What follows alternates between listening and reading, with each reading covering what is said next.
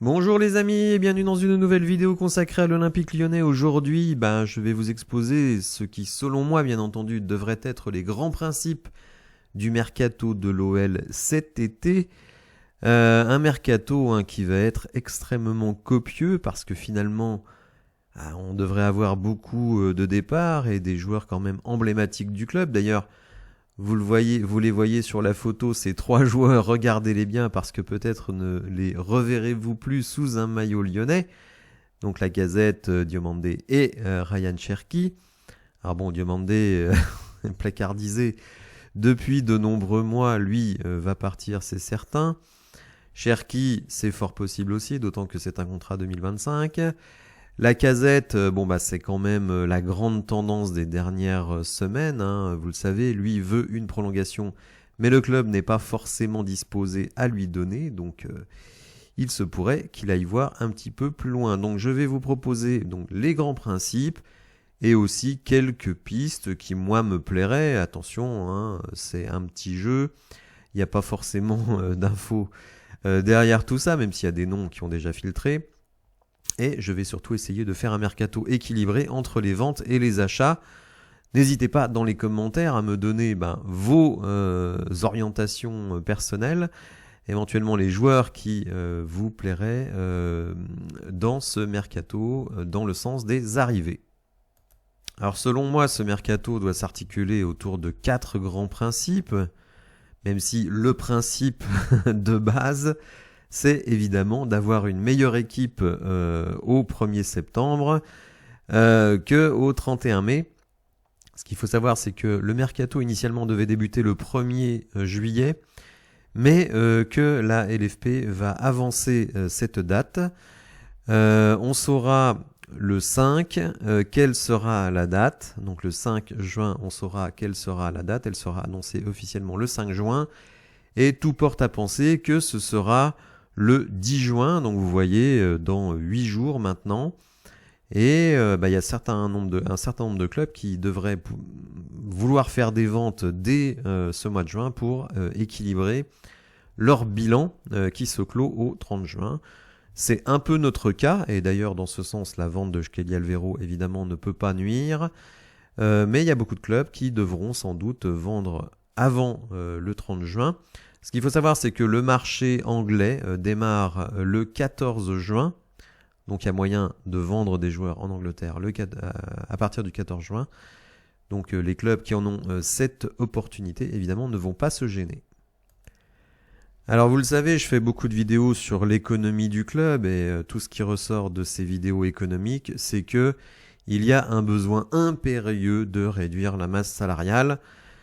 Alors, parfois c'est possible, parfois c'est pas possible. Évidemment, ça se heurte à l'idée que les bons joueurs, ça coûte cher. Donc, si vous voulez réduire votre masse salariale, vous devez vous séparer a priori de bons joueurs. Mais nous, on a des joueurs chers qui sont pas si bons que ça.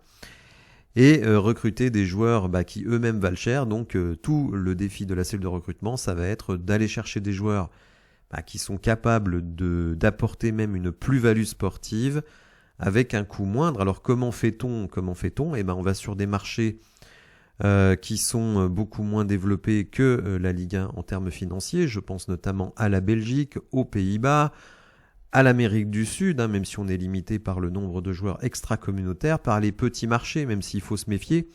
Je me souviens que l'an passé, tout le monde était à fond sur Nakamura qui a signé à Reims et on voit qu'il fait une saison extrêmement moyenne. Donc faire des stats en Autriche, c'est pas forcément faire des stats en France. On voit Gift Orban qui faisait des stats en Belgique et qui en France, pour le moment, on voit pas grand-chose. C'est même plutôt catastrophique. Donc évidemment, c'est toujours un risque d'aller chercher des joueurs sur des petits marchés parce que les stats de petits marchés ne se transfèrent pas forcément sur des gros championnats. On peut aussi citer notre ami Ernest Nuama qui était le meilleur joueur du championnat du Danemark et puis qui en France pour le moment est à la peine. Donc le premier objectif, c'est de réduire la masse salariale et de gérer les contrats 2025 parce qu'on en a beaucoup. Alors il y a des joueurs qui ont une valeur marchande, comme Lacazette, comme Cherki. dans ces contrats 2025, éventuellement Tagliafico. Et puis il y a des joueurs qui n'ont pas beaucoup de valeur marchande, comme Lovren.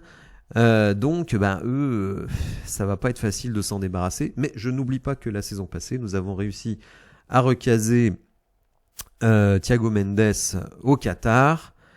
Chose que je ne croyais pas possible de recaser Thiago Mendes. Donc écoutez, il faut être optimiste, d'autant que effectivement il y a des marchés émergents auxquels on n'aurait jamais pensé par le passé, comme l'Arabie Saoudite, le Qatar, voire les États-Unis, vers lesquels on peut recaser nos joueurs. Rappelez-vous aussi qu'on avait recasé Shaqiri aux États-Unis, donc tout est possible. Deuxième objectif, mais ça c'est mon point de vue, et en fait c'est pas forcément que mon point de vue, dans le sens où je vous renvoie à ma vidéo sur le projet de jeu de Pierre Sage. Pour moi, il faut absolument accroître la dimension athlétique de l'équipe, tout simplement pour pouvoir mettre en place ce qui nous fait nettement défaut dans notre effectif pour le moment, c'est le pressing. Donc évidemment, je pense que ça c'est nécessaire. Recruter des joueurs d'âge intermédiaire ayant une valeur de revente, parce que acheter un joueur c'est une chose, mais quand vous achetez un joueur, il faut aussi penser quelle est sa valeur de revente. Alors on sait que des joueurs n'auront pas de valeur de revente, comme Matic par exemple. On l'a pris, on va dire, en pompier de secours au milieu de terrain, mais on sait qu'on ne fera pas 1 euro sur Matic. Mais donc c'est pour ça que moi je préfère qu'on aille chercher des joueurs d'âge intermédiaire. C'est pour ça que Mangala me plaît, mais je le trouve trop cher. Mais Benrahma, s'il fait 3 ans à l'OL, qu'il est très bon, à 31 ans, vous pouvez justement peut-être le revendre en Arabie Saoudite, s'il veut aller là-bas, bien entendu. Donc pour moi, c'est quelque chose aussi qui doit être en ligne de mire, l'âge des joueurs. Et puis le mercato, c'est bien entendu des arrivées, évidemment, c'est ce qui nous excite le plus en général, mais c'est aussi des départs. Alors, j'ai mis point de chute pour les indésirables. Alors je suis désolé pour le terme qui est un peu désobligeant, mais bon, c'est quand même un petit peu la réalité. Alors il y a déjà un indésirable entre guillemets, puisque c'était quand même un chouchou de Mathieu Louis-Jean qui est parti, c'est Kelly Alvaro. Parti pour 5 millions, finalement un tout petit peu plus que ce qu'on l'avait acheté, donc on ne perd pas d'argent sur ce joueur, ce qui à mon avis est une bonne chose. Enrique, lui, est en fin de contrat, donc je ne pense pas qu'il sera prolongé, puisque vous savez, on va avoir l'arrivée d'Abner Vinicius, donc un latéral gauche qui évoluait au Betis Séville. Diomandé, je pense que c'est certain, parce que c'est quand même un jeune joueur, je ne vois pas, d'autant qu'il n'est pas du tout dans les plans du coach, je ne le vois pas rester, ou alors je ne comprendrai pas ce choix de carrière. C'est un joueur en plus qui ne déplaît pas à l'étranger, notamment dans des petits marchés. On a vu d'ailleurs un Oumar Soleil qui lui est allé dans un petit marché, qui a retrouvé une belle cote, donc pourquoi pas une trajectoire à la Oumar Soleil pour Sinali Diomandé. Les départs probables, alors j'ai mis Cherki pour 20 millions, j'ai mis Cacré pour 25 et Tagliafico pour 3. Alors ça me paraît probable tout simplement parce que Cherki est dans ses dernières années de contrat et que il faut bien lui trouver un point de chute, sinon il part gratuit, ou alors on le prolonge, c'est toujours le même truc. Soit vous transférez le joueur, soit vous le prolongez. Pour Cacré, vous le savez, intérêt du Bayer Leverkusen, je pense que ça ne se refuse pas, le Bayer Leverkusen, et Tagliafico qui depuis des mercatos ne cherche qu'une chose, c'est de se tirer. On dit qu'il intéresserait du côté de la Juventus Turin, pourquoi pas, on sait que en Espagne, il avait des touches également. Bon, je ne l'ai pas évalué cher, parce que c'est un joueur qui a quand même plus de 30 ans, qui a de la grinta, qui est devenu champion du monde malgré tout, mais qui a un gros salaire aussi, donc s'il a un gros salaire, vous ne pouvez pas forcément demander beaucoup en indemnité de transfert. Donc ça me paraît pas dingue d'imaginer 3 millions pour Tagliafico. Départ éventuel, alors est-ce que c'est plus qu'éventuel concernant Lacazette? Si vous suivez mes vidéos, vous savez que j'ai évalué son départ à 70%, donc j'aurais pu le mettre dans les probables. J'attends de voir quand même, parce qu'il n'est pas totalement exclu que l'OL le prolonge si lui accepte une baisse de salaire, mais s'il n'accepte pas de baisse de salaire, je vois pas comment on pourrait le prolonger. Tolisso, alors Tolisso, c'est pire parce que lui a un contrat jusqu'en 2027, un salaire absolument énorme, un rendement qui l'est beaucoup moins. Je pense que se débarrasser de Tolisso, ça va être très très compliqué, d'autant que rappelez-vous quand même qu'il est titulaire sur les derniers matchs. Ça nous a quand même un peu surpris, mais c'est quand même le cas. Donc bon, Tolisso ça va être compliqué, Lovren ça va être compliqué aussi parce qu'alors lui pour le coup ne joue plus du tout, il a 34 ou 35 ans, un peu lourdeau, souvent blessé, bref, encore lui aussi 5 millions de salaire, donc lui il n'y a que deux solutions, hein. Soit il accepte un pays un peu exotique, désolé pour le terme là aussi, mais bon on va dire ça englobe les États-Unis, alors est-ce que c'est exotique les États-Unis? Certainement pas, mais l'Arabie Saoudite, le Qatar, etc. Voire l'Australie, rappelez-vous Damien Da Silva qui était parti en Australie, qui accepte donc de prendre son salaire gargantuesque. Je n'y crois pas trop pour tout vous dire. Par contre, on pourrait éventuellement se mettre d'accord avec lui, c'est-à-dire lui dire on te rachète ton contrat, on te doit 5 millions, on te donne 3 et tu es libre de signer où tu veux.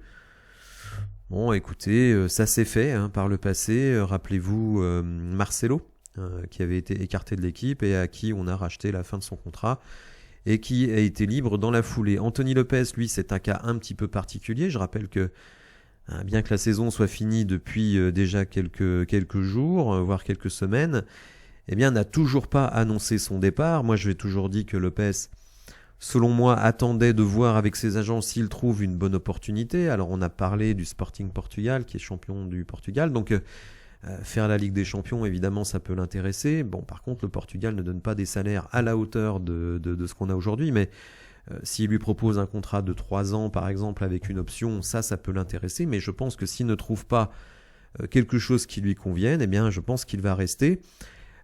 Quitte à être numéro 2 tout simplement parce que on pourrait très bien imaginer déjà qu'il fasse la Coupe d'Europe et la Coupe de France et que Perry fasse le championnat ou l'inverse d'ailleurs et que on pourrait parer éventuellement à une blessure de Perry avec un gardien qui était numéro 1, donc je veux dire c'est quand même pas fou d'avoir un deuxième bon gardien dans un club qui a des ambitions comme nous.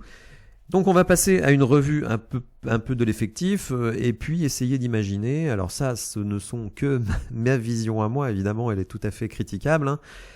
Les choix de joueurs c'est toujours critiquable, les choix de départ c'est toujours critiquable, donc c'est pour ça que je vous invite dans les commentaires à me donner votre point de vue. Alors pour ce qui est des gardiens, actuellement nous avons 3 gardiens sous contrat plus Anthony Lopez, donc Perry, Benguy et Patouillet. Vous savez que Perry plaît à beaucoup de gens, ce qui est tout à fait compréhensible, hein, un gardien de grande taille, et vous savez que je fais une sorte de fixette sur la taille des joueurs, pour moi c'est très très important, notamment à certains postes.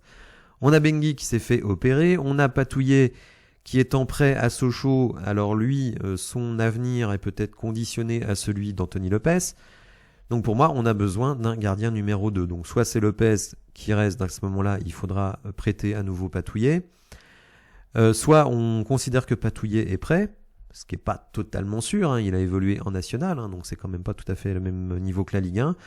Et si on n'y arrive pas, écoutez, moi j'irais bien chercher un Moridio, qui était le gardien, enfin qui est toujours d'ailleurs le gardien de Clermont-Ferrand, donc qui descend en Ligue 2, et qui ne vaut que 2 millions d'euros, donc un joueur qui a évolué en Ligue 1, qui malgré la dernière place de son équipe, n'a pas fait forcément une mauvaise saison, mais en tout cas un gardien expérimenté et quand même assez jeune, je crois qu'il a 30 ans. Donc voilà, pourquoi pas Moridio, mais on peut m'en sortir une vingtaine, hein. Je crois que ça, c'est pas tellement un souci. En termes de défense, alors j'ai laissé Caleta-Car parce que moi personnellement, je lève l'option de Caleta-Car, hein, il est en prêt.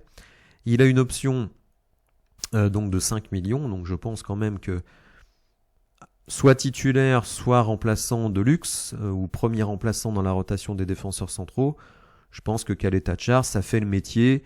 C'est pas génial, mais ça fait le métier. Ça fait pas trop d'erreurs, c'est grand. C'est encore assez jeune, hein, je crois 27 ans pour Caleta-Car. Bon, écoutez, avec une préparation adaptée, encore davantage de préparation avec le système de Pierre Sage, je pense qu'il peut tout à fait s'intégrer. Jake O'Brien, personnellement, je le garde aussi pour son potentiel. Pas forcément titulaire, très sincèrement, hein, mais bon, on aura beaucoup de matchs la saison prochaine, donc il faut anticiper cela. Par contre, effectivement, le problème d'O'Brien, c'est qu'il faudra l'augmenter, hein, parce qu'il est devenu un titulaire la saison passée, donc vous ne pouvez pas, je dirais, décemment lui conserver le même salaire, sinon vous vous retrouvez avec le même problème que Barcola et Lukeba, c'est-à-dire des joueurs qui sont avec des salaires qui ne correspondent pas à leur rôle dans l'équipe.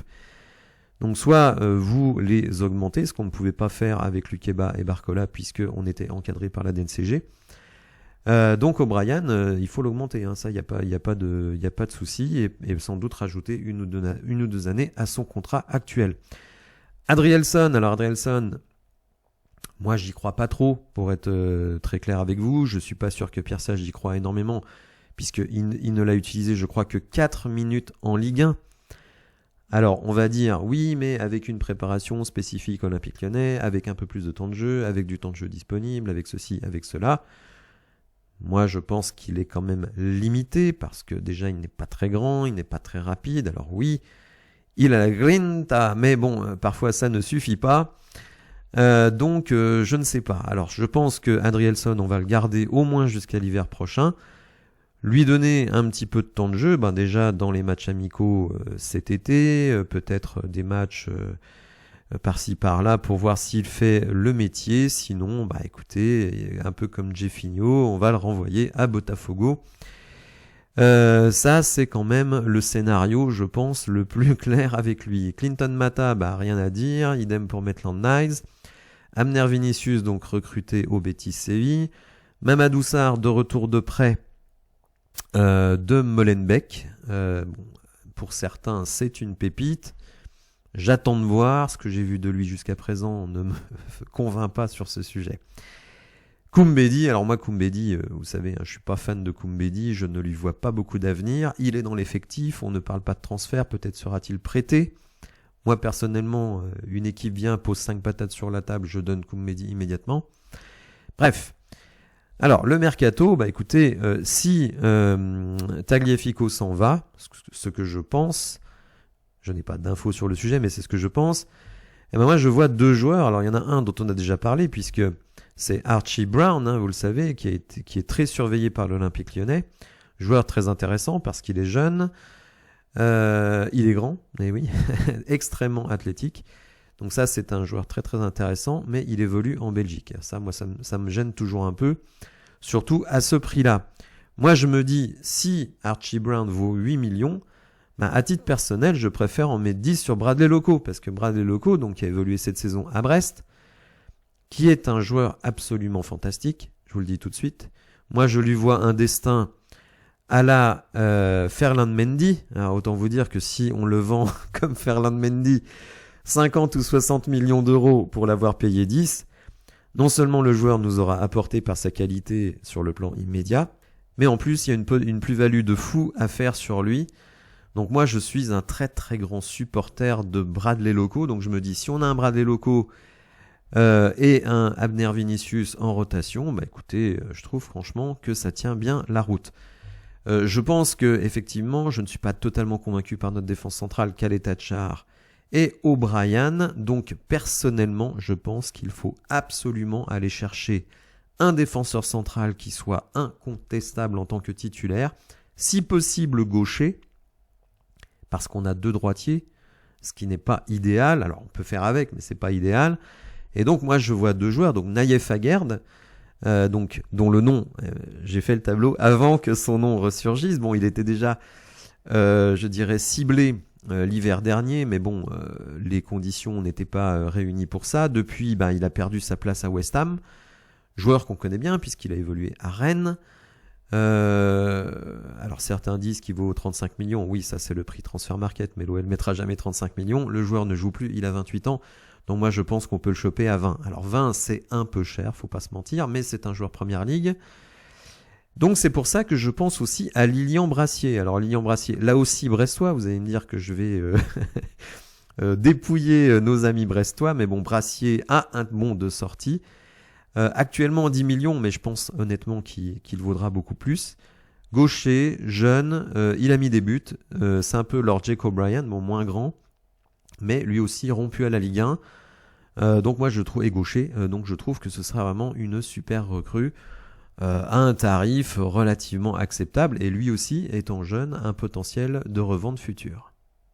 On va passer au milieu de terrain, et là il y a tout un chantier parce que finalement on a un nombre de joueurs hallucinant, mais Même si on a un peu amélioré ce secteur avec Matic, notamment à son arrivée, avec évidemment Mangala, mais Mangala qui a bien débuté et puis qui était tout simplement remplaçant sur tous les derniers matchs de la saison. Sur les 2 derniers mois, il est remplaçant, donc je sais que vous êtes nombreux à penser qu'il faut lever l'option d'achat, mais bon, rajouter 17 millions et demi à un joueur qui est remplaçant, moi c'est quelque chose qui me passe au-dessus du cigare. Je préfère utiliser cet argent-là, plus les 3 millions et demi de bonus, donc environ 20 millions. Je préfère utiliser cet argent-là pour des joueurs beaucoup plus référencés. Alors, notre milieu actuel, c'est Le Penant, Matic, Diawara, El Arouche, Tolisso, Akwaku. Alors, j'ai pas mis Mangala parce qu'il y a une option d'achat, et tant qu'elle n'est pas levée, pour moi, il ne fait pas partie de l'effectif de la saison prochaine. Donc, Le Penant, je pense qu'il faut le prêter. Moi, je ne crois pas du tout, mais alors pas du tout en Le Penant. Je pense qu'il n'est pas à la fois en termes de dimension athlétique et de qualité technique et de compréhension du jeu au niveau d'une équipe du haut de tableau de Ligue 1. D'ailleurs, même après son retour de blessure, il n'a pas joué du tout. Alors que d'une certaine manière, dans un rôle à la Cacré, ce poste aurait dû lui revenir. Donc moi, je pense que, allez, on peut encore lui donner une chance cet été, notamment dans les matchs amicaux.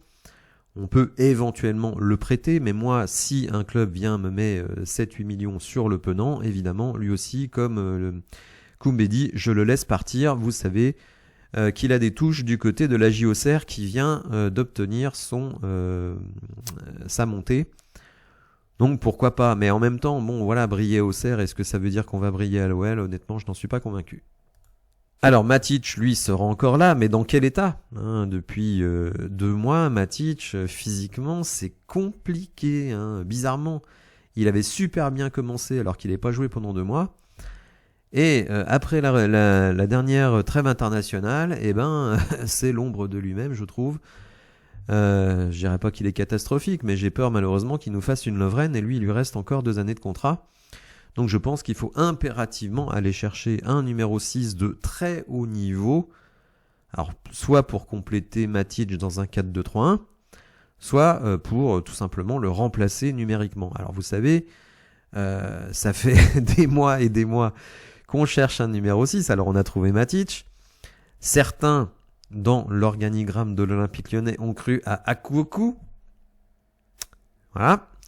Bon, on a vu ce que c'était, et il nous reste donc le jeune Diawara, qui je pense a un potentiel très très intéressant. Mohamed El Arouche, s'il s'est remis la tête à l'endroit, il peut peut-être gagner du temps de jeu. On a toujours Tolisso et Akwaku, donc vous voyez pour le moment les joueurs sous contrat. Alors j'ai enlevé Cacré, puisque je considère que Cacré va partir. Donc Le Penant, Matic, Diawara, El Arouche, Tolisso, Akwaku, on peut évidemment pas faire une saison avec ces mecs-là. Ce n'est pas possible. Il va falloir peut-être en faire partir certains. Et pour Akwaku, bonjour, ça va être compliqué. Mais évidemment, il faut renforcer ce poste impérativement. Donc j'ai pensé à des noms qu'on connaît bien. Alors je sais, je suis pénible avec mon Guido Rodriguez, avec mon Elies Kéry. Mais écoutez, on a des ambitions, on n'en a pas. Guido Rodriguez, il est libre. Et comme je l'ai dit dans l'onglet communauté, que je vous invite d'ailleurs à suivre pour avoir les infos en temps réel, eh bien Guido Rodriguez, il avait jusqu'au 31 mai pour se mettre d'accord exclusivement avec le Barça. Et s'il ne se mettait pas d'accord avec le Barça, il redevenait libre de discuter avec toute équipe. Donc c'est le cas, il ne s'est pas mis d'accord avec le Barça. Vous savez que le Barça vient de changer d'entraîneur, puisque il s'était mis d'accord avec Guido Rodriguez à l'époque où c'était Xavi le coach. Maintenant c'est Hansi Flick. Peut-être qu'Hansi Flick a des idées différentes sur son milieu de terrain. Et donc Guido, évidemment, c'était notre priorité absolue l'été dernier. On n'a pas réussi à le faire, donc on s'est dit on va prendre Akwaku son remplaçant. On a vu ce que ça a donné. Donc Guido Rodriguez gratuit, alors c'est vrai, il a eu une grosse blessure cette saison, mais écoutez, il est revenu ensuite, il a tout le temps été titulaire, il a plutôt été bon, donc écoutez, moi je ne vois rien en tout cas qui s'opposerait au recrutement de Guido Rodriguez. Évidemment, gratuit, il va intéresser beaucoup de monde. Écoutez, moi je ne baisse pas les bras pour Guido Rodriguez. Elies Kéry, c'est plus compliqué, puisque lui il vient l'été dernier de signer à Francfort. Alors Francfort fait la Ligue Europa, figurez-vous. Mais bon, il parle français, 1m88, 29 ans, 13 millions, c'est peut-être un peu cher, mais bon, quand même, un joueur là, top niveau. Pourquoi pas? Je sais, j'ai des obsessions, pardonnez-moi. André Gomez, alors André Gomez, un peu perdu de vue, puisqu'il était reparti après son expérience à Lille, où je l'avais trouvé très bon. Il était reparti à Everton, et bon, à Everton, visiblement, il était barré dans l'effectif, il jouait très peu, et lui est libre. Donc là aussi, c'est quand même très intéressant d'aller chercher des joueurs libres. D'ailleurs, en toute fin de vidéo, je vais vous montrer la liste des joueurs libres, donc qui sont susceptibles de signer sans indemnité de transfert, alors sans doute avec une prime à signature, mais sans indemnité de transfert. Vous allez voir qu'il y a des beaux noms, alors il y en a qui sont inaccessibles évidemment, mais il y en a certains quand même qu'on pourrait éventuellement aller rechercher. Parmi eux, Wilfred Ndidi, vous savez, l'info est sortie, c'est la priorité de l'Olympique Lyonnais. Alors pourquoi l'Olympique Lyonnais s'active dès à présent? Eh bien parce que, comme je l'ai dit, le mercato en Angleterre va commencer le 14. Donc nous, on va pouvoir envoyer des joueurs là-bas et récupérer des liquidités.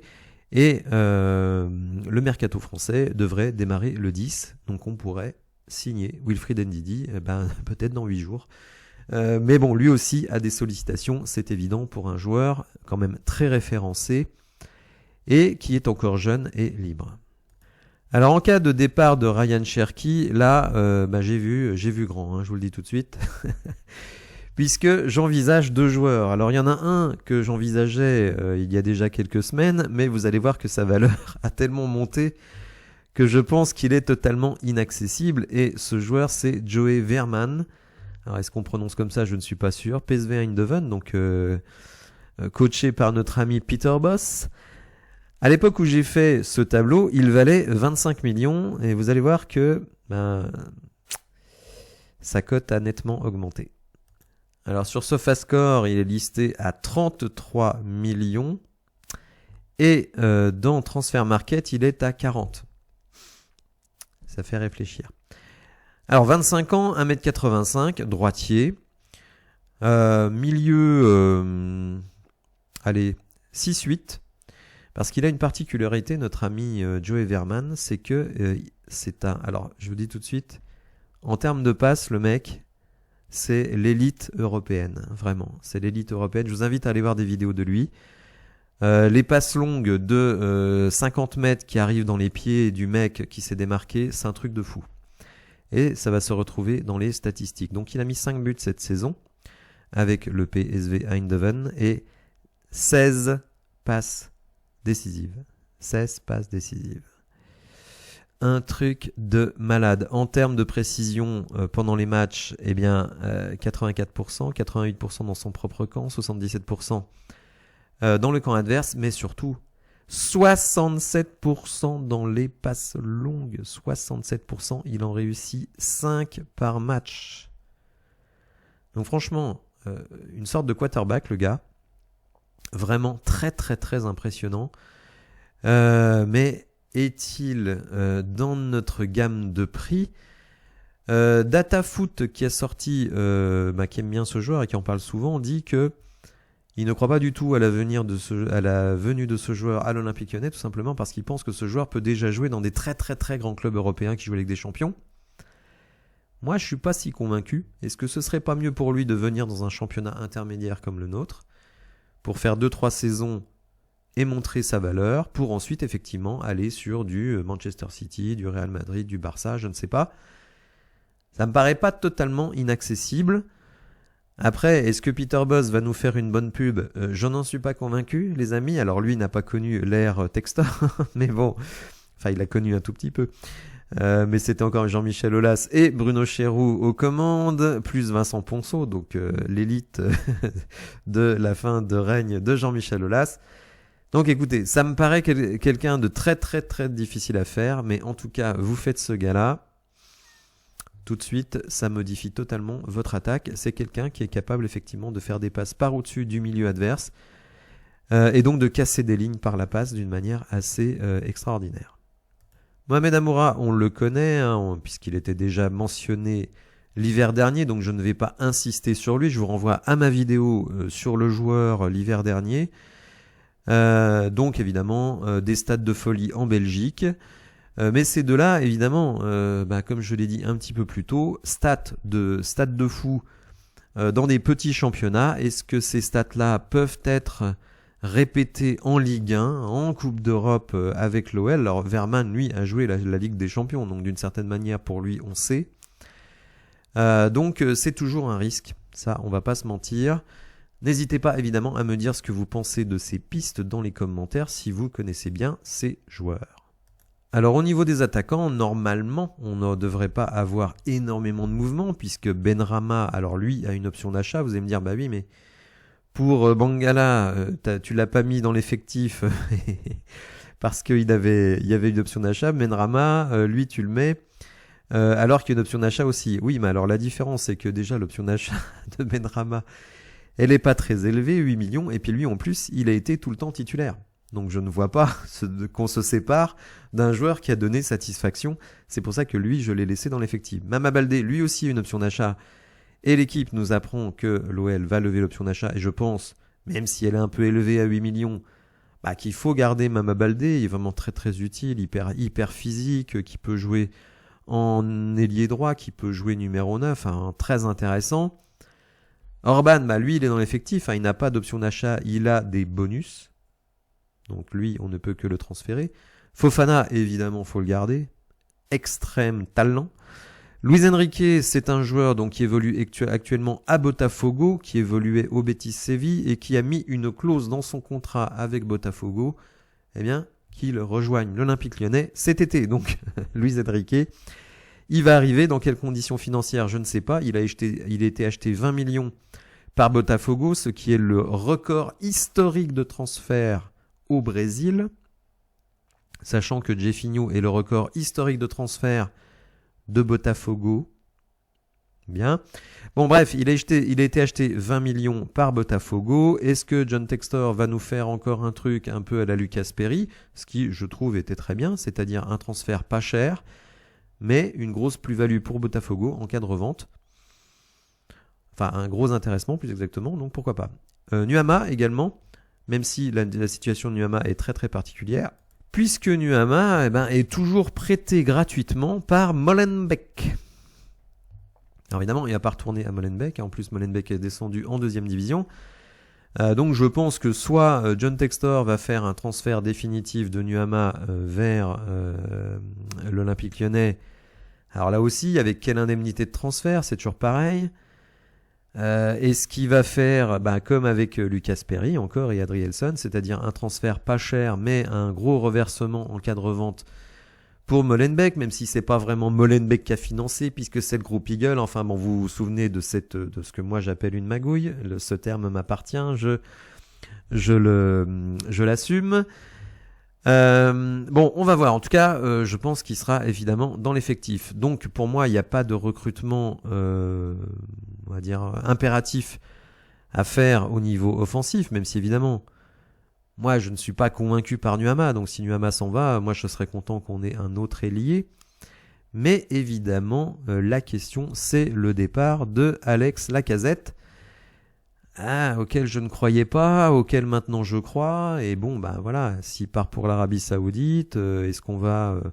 Moi, j'ai considéré qu'on pourrait récupérer 30 millions sur Lacazette, qui est quand même notre meilleur joueur. Certes, 33 ans, certes, une année de contrat, mais bon, l'Arabie Saoudite a de l'argent, donc il faut en profiter. Alors, en cas de départ de Lacazette, évidemment, qui pour le remplacer? Écoutez, je ne suis pas allé chercher très loin, puisque on a notre ami Jonathan David, qui est en dernière année de contrat lui aussi avec le LOSC.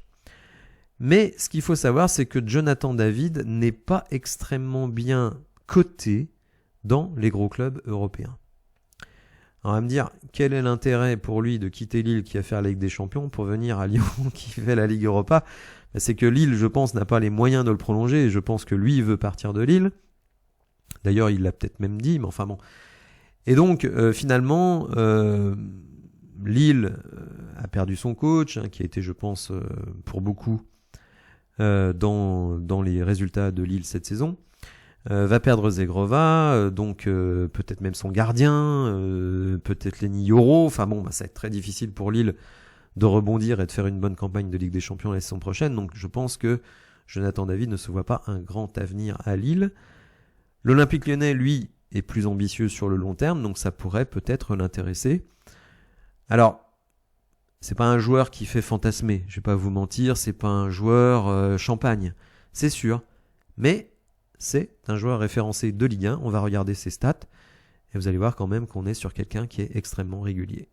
Donc vous le voyez, en 4 années au LOSC, ça a été 13 buts, 2 passes, même si cette année-là, il n'était pas forcément titulaire. Je crois que c'est l'année du titre, et donc il y avait des joueurs qui étaient un peu devant lui dans la rotation.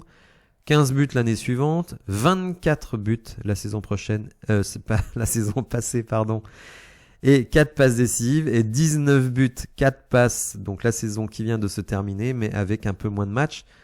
Donc vous voyez quand même un joueur d'une régularité impressionnante. Sa dernière saison, la Gantoise, 18 buts, 8 passes. Il fait pas fantasmer, c'est pas un joueur très spectaculaire, mais c'est un peu l'assurance tout risque en numéro 9.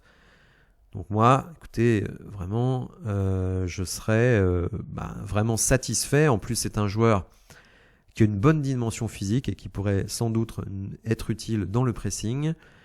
Donc moi, Jonathan David, en remplacement de Lacazette, je précise, je prends tout de suite. Alors, autre joueur qui pourrait nous intéresser, Kevin Denki, qui évolue en Belgique. Oui, la Belgique. Alors, il faut savoir qu'il y a beaucoup de joueurs que je recrute. Alors, certains viennent de France, mais certains viennent de l'étranger, tout simplement parce qu'il y a un régime fiscal qui s'appelle le régime des impatriés et qui permet de faire baisser la note en termes de fiscalité sur les joueurs qui viennent de l'étranger. Donc, c'est pour ça aussi que, je pense, nous recrutons beaucoup à l'étranger et notamment en Belgique. Alors, Kevin Denki qui vient donc de Belgique, de nationalité togolaise, donc c'est un Cotonou, il fait partie des accords Cotonou, donc il ne compte pas comme extra-communautaire. 23 ans, 1m80, extrêmement physique, et vous voyez, coté à 12-13 millions, alors peut-être un peu plus maintenant, parce que vous allez voir un petit peu la saison qui vient de nous sortir, un truc de fou. Donc en Jupiler League, il a marqué 27 buts. 27 buts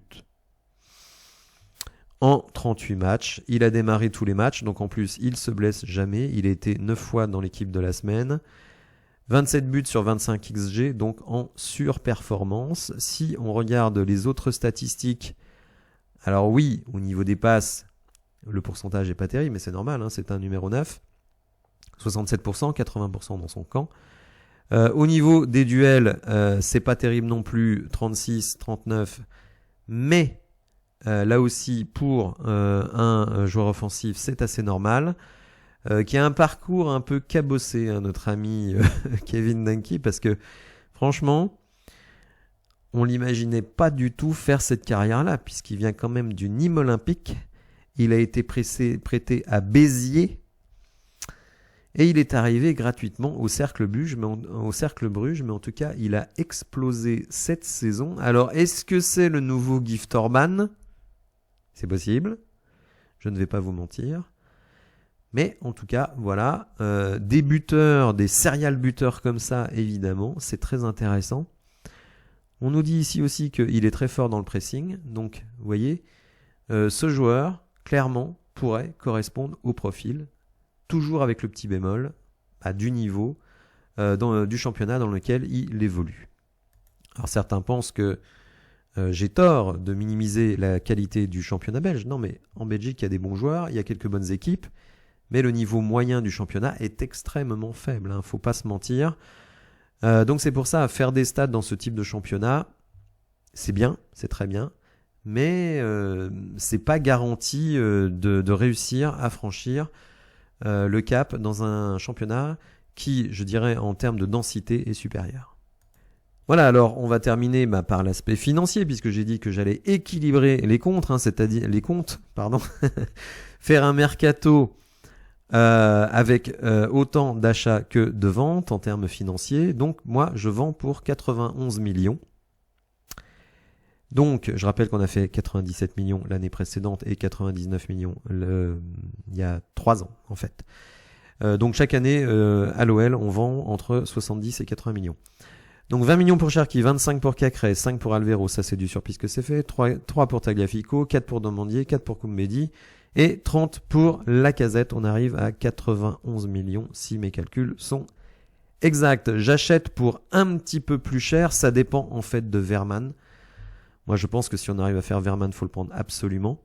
Mais sinon, on est aux alentours de joueurs entre 10 et 20 millions, et certains qui sont sans indemnité de transfert, donc Loco 10 ou Brown, Archie Brown 8, donc à peu près 10 pour un latéral gauche.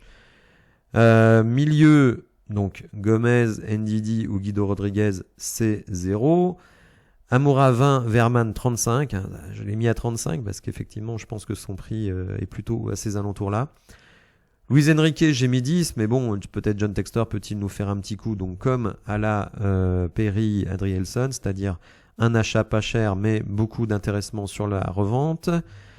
Aguerre de 25 ou Brassier 10, donc évidemment, je préfère prendre Brassier parce qu'il est plus jeune et qui vaut moins cher, et David environ 30, donc 95, donc vous voyez, à peu près équilibré. Voilà, n'hésitez pas à me dire dans les commentaires ce que vous pensez de tout cela. Quelle est vos propositions? Quelles sont vos propositions pour ce mercato? Si vous avez apprécié la vidéo, n'hésitez pas à la liker, à vous abonner à la chaîne. Et je vous dis à bientôt pour de nouvelles infos. Merci, au revoir.